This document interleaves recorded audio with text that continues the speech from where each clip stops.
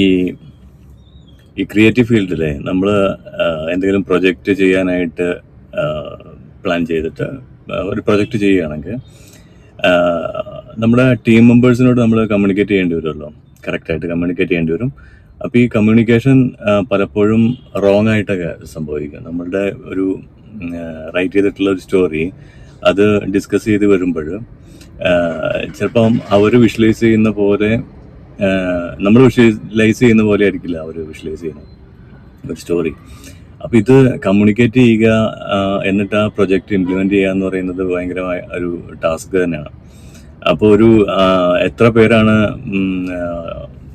നമ്മുടെ team member ആയിട്ടുള്ളവർ, അവരോടൊക്കെ നമ്മൾ ഈ സാധനം കമ്മ്യൂണിക്കേറ്റ് ചെയ്ത് എത്ര കമ്മ്യൂണിക്കേറ്റ് ചെയ്താലും അത് കറക്റ്റായിട്ട് അതവിടെ റീച്ച് ആവുമെന്ന് എനിക്ക് തോന്നുന്നില്ല, ആവാറില്ല.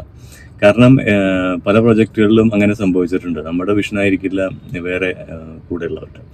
അപ്പോൾ എന്താണെന്ന് വെച്ച് കഴിഞ്ഞാൽ ഒരു ക്രിയേറ്റീവ് ഡിഫറൻസസ് ഉണ്ടാവും. ഈ ക്രിയേറ്റീവ് ഡിഫറൻസസ് കൊണ്ട് പിന്നെ അത് ഈഗോ പോലെയുള്ള പ്രശ്നങ്ങളോട്ട് മാറും ചില കേസുകളിൽ. അപ്പോൾ ഇതിനെ ടാക്കിൾ ചെയ്യുക എന്നുള്ളതാണ് എങ്ങനെ ഉള്ള ക്രിയേറ്റീവ് പ്രോസസ്സിൽ ഒരു വലിയ ഇമ്പോർട്ടൻ്റ് ആയിട്ടുള്ള കാര്യം.